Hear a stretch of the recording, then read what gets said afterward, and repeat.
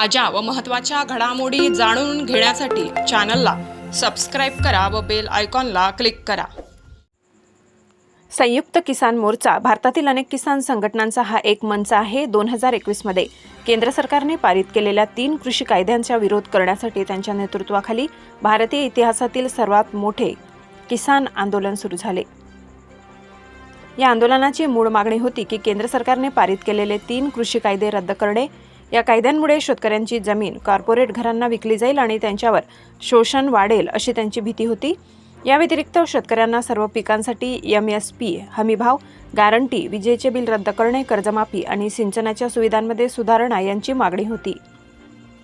हे आंदोलन 26 नोव्हेंबर 2021 रोजी किसान संसद नावाची बैठक आयोजित करून सुरू झाले आणि 2022 मध्ये केंद्र सरकारने कृषी कायदे रद्द केले तरीही अद्यापही MSP, गॅरंटी आणि इतर मागण्यांसाठी चालू आहे। हे आंदोलन भारतीय राजकारण आणि समाजावर मोठा प्रभाव टाकत आहे। हे लक्षात घेणे महत्त्वाचे आहे की हे आंदोलन अत्यंत गुंतागुंतीचे आहे आणि यात अनेक बाजू आहेत।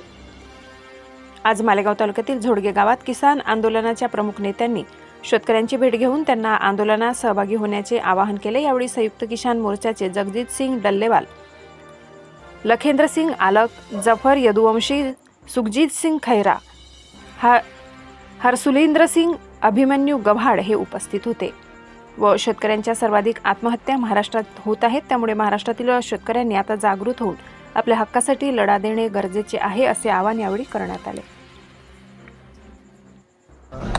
महाराष्ट्र का दौरा करने का उद्देश्य क्या है आपका? देखिए, आप सबको मेरा कहना अच्छी तरह पता होगा कि शंभू, खनौरी, डबवाली, रतनपुरा इन बॉर्डरों के ऊपर लगभग 4 महीने हो चुके हैं, आंदोलन चल रहा है। और वो जो आंदोलन है उसकी मेन वजह यही थी कि पिछले आंदोलन के दौरान 2020-21 का जो आंदोलन हुआ, जिस समय उस आंदोलन के साथ समय सरकार के साथ लिखित में एक कमिटमेंट हुई कि MSP की गारंटी का कानून देंगे और लखीमपुर खीरी के जो हमारे किसान और एक पत्रकार को शहीद कर दिया था उनको इंसाफ दिया जाएगा और किसानों के पूरे भारत के अंदर जितने भी किसानों के ऊपर मुकदमे लगे हैं सब मुकदमे वापस लिए जाएंगे और किसानों को डॉक्टर स्वामीनाथन की रिपोर्ट के अनुसार फसलों का भाव दिया जाएगा। और साथ में ये कहा था कि किसान, पूरे देश के किसान का कर्ज मुक्त किया जाएगा। और भी बहुत सारी बातें, जैसे हमारे मजदूर भाईचारे के लिए मनरेगा की स्कीम का जो टाइम है वो बढ़ाया जाए। वो सभी मांगों को लेकर हमने 2-3 बार मांग पत्र दिया, उसके ऊपर कोई असर नहीं हुआ, तो मजबूरन 13 फरवरी को हमें दिल्ली की तरफ कूच करना पड़ा। तो वहाँ ये हुआ हमारे लोगों के साथ। आपको सबको पता है कि किस तरीके से बॉर्डरों के ऊपर कील लगाकर वहाँ पे हैवी बैरिकेडिंग कर सीमेंटेड के बैरिकेडिंग कर किसानों को रोका, मजदूरों को रोक लिया गया और वहाँ पे अथरू गैस चला, गोलियाँ चलाई गई, किसान शहीद हुआ, 5 की आईसेट चली गई, 433 किसान हमारे जख्मी हुए। तो वो सब हुआ और उसके बाद फिर भी आंदोलन हमारा वहाँ पर एज इट इज़ जारी है। सरकार दोबारा नहीं बनी है। सरकार जिस हालात में है, आज के जो सरकार के पॉलिटिकल हालात ने उनको पूरे देश के अंदर ले जाने के लिए, आंदोलन को और मजबूत करने के लिए और पूरे देश को इस आंदोलन के साथ जोड़ने के लिए SKM नॉन पॉलिटिकल ने एक प्रोग्राम दिया कि अलग अलग राज्यों में जाकर हम अपने किसानों के साथ बैठ के करें, वहाँ की प्रेस के सामने अपनी बात रखें और लोगों को इस आंदोलन के साथ जोड़ा जाए। उस प्रयास के तहत हमारा आज यहाँ पहुँचे हम मालेगांव में। पीछे हमारा जयपुर में 1 दिन का कार्यक्रम था, उसके बाद अशोकनगर का 1 दिन का कार्यक्रम था और आज यहाँ पहुँचे हैं। आगे हमने कर्नाटका जाना है। कर्नाटका के बाद हमारा प्रोग्राम है। सरकार की ओर से आरोप लगाए जाते हैं कि खालिस्तानी है और आपका आंदोलन सरकार विरोध है। जब से भाजपा आई है तभी से आप सड़कों पर उतरे और आंदोलन कर रहे हैं। नहीं, ये बुलेका है, ये सरकार को बुलेका है कि जब से ये सरकार आई तभी से उतरे हैं। लेकिन बात ये है कि जब से ही किसानों के खिलाफ फैसले लिए जा रहे हैं तभी से लोग आंदोलन तय। आपने देखा होगा 1994 में जब गैट के ऊपर साइन हो रहे थे तब भी एक बड़ी एजिटेशन दिल्ली के अंदर हुई थी। आंदोलन नहीं रुका, आंदोलन होता रहता, पीछे भी हुआ, अब भी हो रहा है। लेकिन अब सवाल क्या है, जो जैसे हमला करेगा किसानों के ऊपर तभी किसानों को जवाब उसी मजबूती से देना पड़ेगा।